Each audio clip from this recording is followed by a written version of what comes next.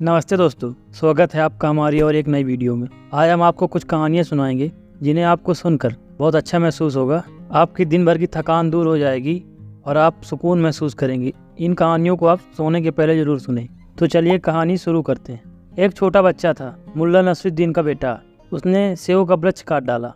तो उस बच्चे के पिता ने बच्चे से पूछा पिटाई करने के पहले कि तुमने यह वृक्ष क्यों काटा। तो उस बच्चे ने कहा कि मैंने यह वृक्ष नहीं काटा। बाप और गुस्सा हो गया और उस बच्चे को पीटने लगा।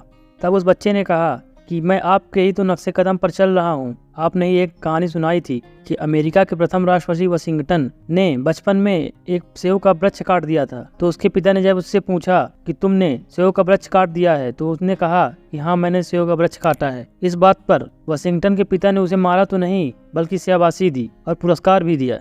और आप बिल्कुल उसका उल्टा कर रहे हैं। तो उस बच्चे के पिता ने कहा कि मूर्ख, वाशिंगटन ने जब वृक्ष काटा था तो उसका पिता पेड़ पर नहीं बैठा था। कम से कम देख तो लेता कि तेरा बाप पेड़ पर बैठा हुआ है। तभी ओशो कहते हैं, ईश्वर भी एक चमत्कारी रहा होगा जिसने कुरुक्षेत्र के युद्ध में 2 अरब लोगों को एक छोटे से मैदान में इकट्ठा करके रख दिया। एक बार की बात है, एक पंजाबी टैक्सी चलाता था ब्रिटेन में। एक बार वह टैक्सी में 18 सवारी भरकर ले जा रहा था। तभी पुलिस वालों ने उसको पकड़ लिया और उसे चालान भरने को कहा। तब उस सिख ड्राइवर ने कहा, ये कैसी बात कर रहे हैं, भला आप 18 आदमियों को इस टैक्सी में बैठा कर तो दिखाइए। आप कैसे कह सकते हैं कि मैंने 18 लोगों को इस टैक्सी में बैठाया हुआ था। तब उस अफसर ने गुस्सा होकर कहा कि हमने अपनी आंखों के सामने उतरते हुए देखा है, तुम हमें बेवकूफ़ समझते हो। तब उस ड्राइवर ने कहा, नहीं जनाब, आपको देखने में गलतफहमी हो गई होगी।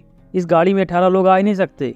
अगर आ सकते हैं तो अब बैठा के दिखाइए, मैं मान जाऊंगा। जब इस गाड़ी में 18 आदमी आ ही नहीं सकते तो मैं कैसे रख सकता हूं। तो उस अफसर ने बहुत कोशिश की 18 आदमियों को उस टैक्सी में बैठाने की, किंतु 2, 3, 4 ज्यादा से ज्यादा 5 आदमियों को ही बैठा सका। 18 आदमी कैसे बैठते। अफसर आश्चर्यचकित रह गया। और जज ने जब पूछा कि क्या यह सच है कि इन्होंने 18 आदमी को टैक्सी में बैठाया था, तब अफसर ने कहा, हाँ, हमने अपनी आंखों से 18 आदमियों को टैक्सी से उतरते देखा था, किंतु हमने 18 आदमी बैठा नहीं पाए। यह इसकी चालाकता है, यह चतुर है। तब जज ने कहा कि तुम्हारे पास कोई पुख्ता सबूत नहीं है कि हम इसे जुर्माना भरने को कहें। जब उस टैक्सी में 18 आदमी आ नहीं सकते तो यह आदमी कैसे बैठा सकता है। इसी प्रकार महाभारत में कुरुक्षेत्र के मैदान में, जो कि बहुत छोटा था, उसमें 2 अरब लोग कैसे खड़े हो सकते हैं। 2 अरब लोगों को खड़े होने के लिए जगह भी तो चाहिए। युद्ध क्या, वो तो वैसे ही मर जाएंगे।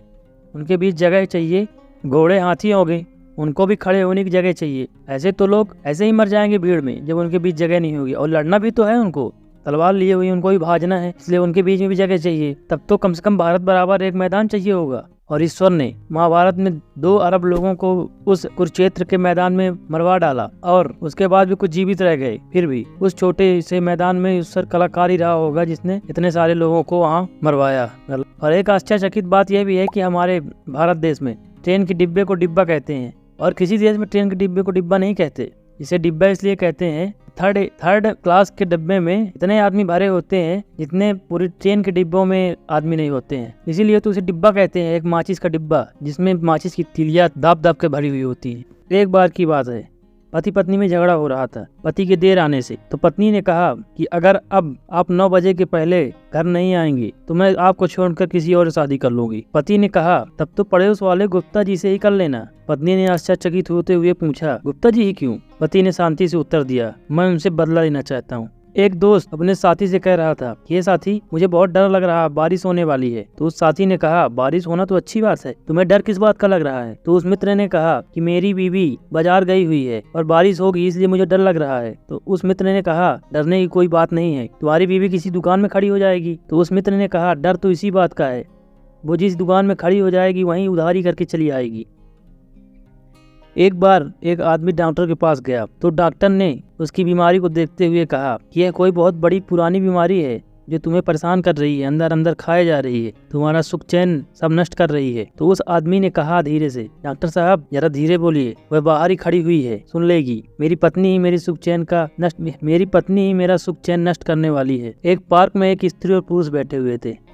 स्त्री अचानक उठी और उस पुरुष के गाल में एक चांटा मारते हुए चली गई। तभी एक व्यक्ति वहां से गुजर रहा था। उसने पूछा, ये कौन है तुम्हारी। तब उस व्यक्ति ने कहा कि ये बीवी है मेरी। तुम मुझे इतना बेगैरत समझते हो कि मैं किसी से भी चांटा खा लूंगा। कई वर्षों बाद कॉलेज के 2 मित्रों की मुलाकात हुई और बातचीत का सिलसिला चालू हुआ। तो एक ने कहा, कैसे रहे इतने वर्षों तक? कोई खास बात नहीं हुई। कॉलेज छोड़ने के बाद मैंने शादी कर ली थी। दूसरे ने कहा, यह तो बड़ा अच्छा किया। उसने कहा, नहीं, मेरी पत्नी बहुत लड़ाका थी, वह इसके जीवन जहर हो गया होगा। इससे तो जीवन जहर हो गया होगा। नहीं, इतना बुरा भी नहीं हुआ। दहेज में 5,000 रुपए मिले थे, उससे तो बड़ा फायदा हुआ होगा। नहीं, उस रकम से मैंने दुकान कर ली, लेकिन बिक्री नहीं होती थी, तब तो बड़ी मुसीबत रही होगी। फिर उसने कहा, नहीं, बुरा भी नहीं हुआ, यह दुकान को मैंने 10,000 में बेच दिया और मुझे फायदा हुआ। उसने कहा, यह बहुत अच्छा किया तुमने। उसने कहा, नहीं, इतना अच्छा भी नहीं हुआ। उस रकम से मैंने एक मकान खरीदा, मकान के वहाँ आग लग गई, यह तो बड़ी बदकिस्मती रही। नहीं, इतनी बदकिस्मती भी नहीं रही, मेरी पत्नी भी उस आग में जलकर मर गई।